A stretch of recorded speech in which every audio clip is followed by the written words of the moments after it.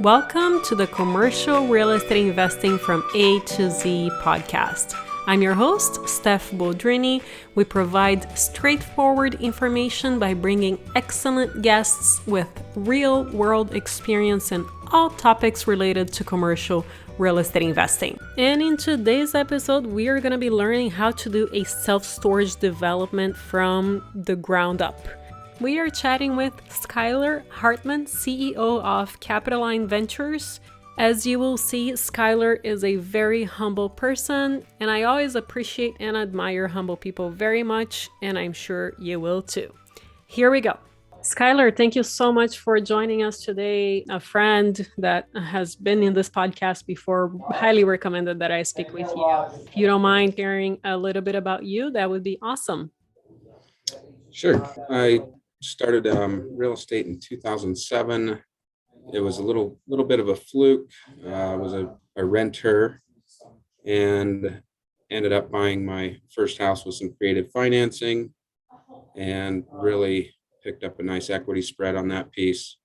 From there, I was hooked on real estate, and I've been in the residential space for quite a while. And 4 years ago or so, I decided that I was going to move into commercial. That's when I got into the self-storage industry. So that's a brief overview, but that's how I got started.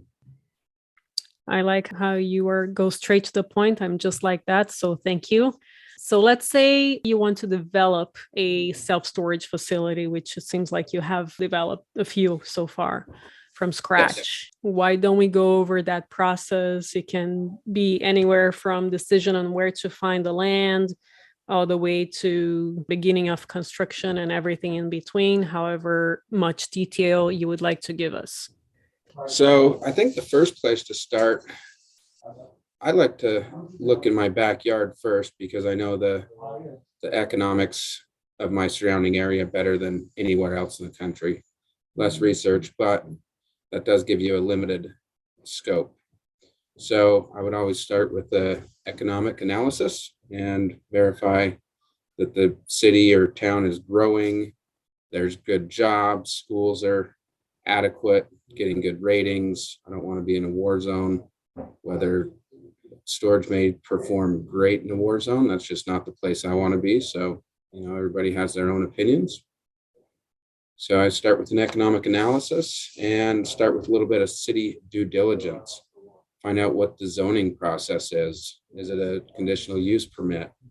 Does it fit into commercial general? Is there any overlay districts that may allow storage that I'm not seeing? Or is it just strictly light industrial? So know your zoning and your economic analysis. From there, I do some competition analysis, basically mystery shopping. I have a basic spreadsheet, unit sizes, prices. I'll shop online first and try to pinpoint their occupancy rates. And you can see that on some sites as not available or call for availability. And you'll see the other units that are available as rent now. Some of the REITs like U-Haul, they won't even publish prices if they don't have units available. So you can really drill down on your competition real quick. And from the online search, I'll then do a phone call and evaluate the customer service. Did they answer the phone? If not, did they call me back? Were they polite? Were they professional? Were they outgoing? So just some of those things is kind of the starting point. I always recommend a feasibility study. You're going to need it for your bank financing either way. So I do my competition analysis up front. And from there, once I know that we're good with our competitors, we have a demand for storage, we know we have a growing economy, then I'll move into sourcing the piece of land that I want. And of course, we all know in real estate, location is what it's all about. So know your zoning, pinpoint your locations. We try to find properties that are off market. So once we know our zoning, we'll then create another list for properties that fit our guidelines or our buy box, and we'll find the property owners, skip trace them, reach out to them, and potentially get those properties under contract off market. And hopefully we can save some money on realtor fees, but even better, just get great pricing on the dirt in general. Do you have a price that you try to go by for land per square foot? Definitely. So we have some parameters on purchase price per square foot, and we definitely like to be under $5 a square foot. Some of the pieces we pick up are closer to $1.50 and $2 a square foot in prime locations. So $5 is definitely the ceiling. That's pretty incredible. $1.50 from reaching out directly to owners. Yes. So moving on to finding contractors and doing land surveys. Let's say someone is brand new to all of this lingo, and what do they need to look for? What do they need to get, and how would they even figure out if a contractor is good for self-storage or not? What would be your recommendation there? I would interview at least 5 general contractors, and I prefer a design build contractor. So they're gonna help me through any of my processes that I get hung up on. So they'll help through the entitlement process if needed. We're really good at that in our company, but sometimes there's some issues that we don't see, or it's an area that we're not familiar with, such as California. We have a project going, which I probably won't do another one there. But with that being said, design build firms are excellent in walking you through the entire process, as well as optimizing your design from the start. Typically, you'll get a cost plus bid from a GC, or that's what we want to see, is a cost plus. So what that means is whatever the build cost, if it's $5 million, $6 million, the builder will then put their price on top of that, which is typically 6, 8, 10%, depending on how much business you do with the firm. You'll get a different pricing plan. The benefit there is if they bid the project at $5 million and it's an open book project, we come in at $4.5 million. That $500,000 in savings goes right back to us, which is excellent. And the benefit to the cost plus on the other side is that if it's a $5 million bid and we are locked in with our cost plus, we've seen material prices get a little out of hand recently. Well, that would not be our problem if the metal came in quite a bit higher and the final project came in at 5.3 million. Unfortunately, the contractor would eat that $300,000 and take that out of their 6% profit. So it's kind of a win-win. Makes sense. And the other way around too, if and ever prices go down. Absolutely. So you get the best of both worlds with the cost plus, and so it's a great opportunity. I recommend checking it out. Okay. What about beginning of construction? Is there anything that people should keep in mind with regards to that? Sure. First, I would kind of back up a little bit, and you're going to want to create a site plan. The best way to do that is if you have a relationship with a civil engineer. They will typically create a site plan for free, especially if you have a good working relationship with them. And from your site plan, you can get all your preliminary construction estimate, and that will allow you to move forward with your pro forma. So all 3 of those things kind of tie together, because one, you're going to need a site plan for the city. You're going to need a pro forma for your investors and or banking.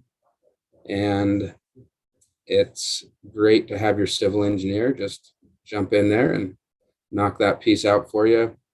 And your GC will then give you a preliminary budget to move forward with. So those are the first steps. From there, we like to jump in and order a geotech and Alta survey. The geotech gives you the dirt on the dirt, if you will, and it'll tell you how stable it is and how your foundation needs to be built and structured. So the engineers will deal with all that data. And also it'll help you identify if there's any buried treasure in your soil potentially, because they're drilling borings into the dirt and pulling soil samples. So sometimes we'll find old chunks of cement, or somebody's taken a backhoe and just dug out a big old pit and filled it with trash and then covered it back up. So those are the things we hope to find in our geotech, along with the soil stability. From there, we get our Alta survey done, and that'll identify not only our topography, but where all of our utilities are, underground, overhead, etc. And that is a great start for our civil and architect team to take off. So that's the preliminary steps in the construction process. And how many people do you have on your team to help you juggle all of these moving parts? That's usually just me. So Wow. if you have a good process in place, mine's just a checklist. I use a management system called ClickUp. You've heard of Asana, Monday, Trello. They're all the same, but once you have a nice schedule laid out, and you can get some dates on there, you can create a Gantt chart and really just hold yourself accountable. And you can handle a lot of this stuff on your own. So that's how I get it handled. So from beginning to end, a project outside of California, how long would it take, give and take? And let's say it's, a decent sized project. Sure. We'll say it's 100,000 square feet of net rentable.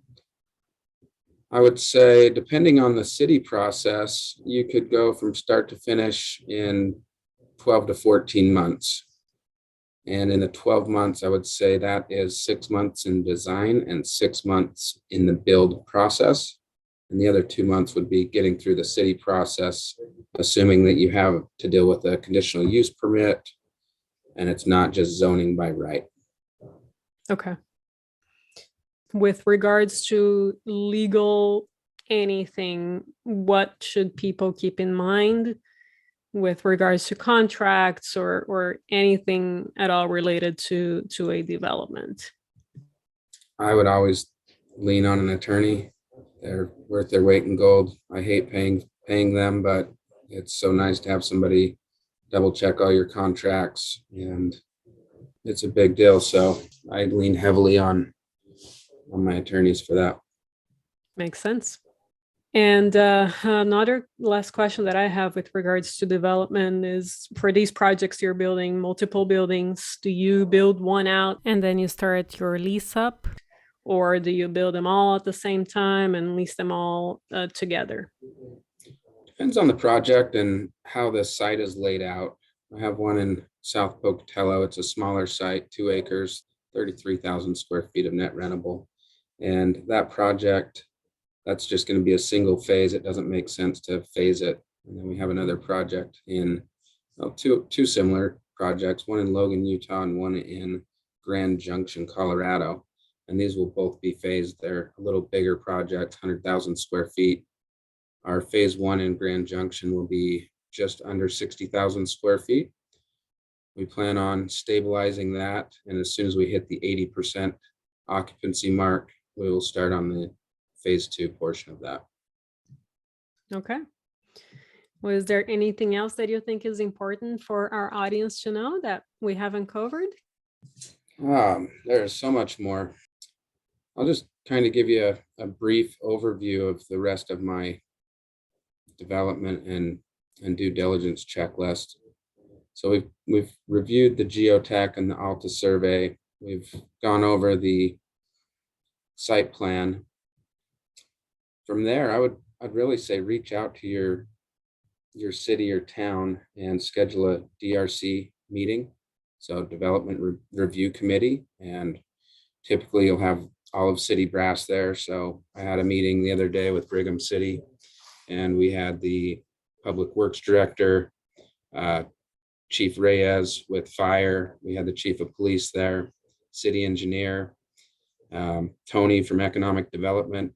So we we really get the whole city to buy in on our project and see if there's any issues that we're not seeing. I always like to ask them, what else can we do? What are we missing? What have we not discussed? And really probe them for additional information that I may not think about, but they may have some insider information. So I would really plug your city officials hard on what are you missing.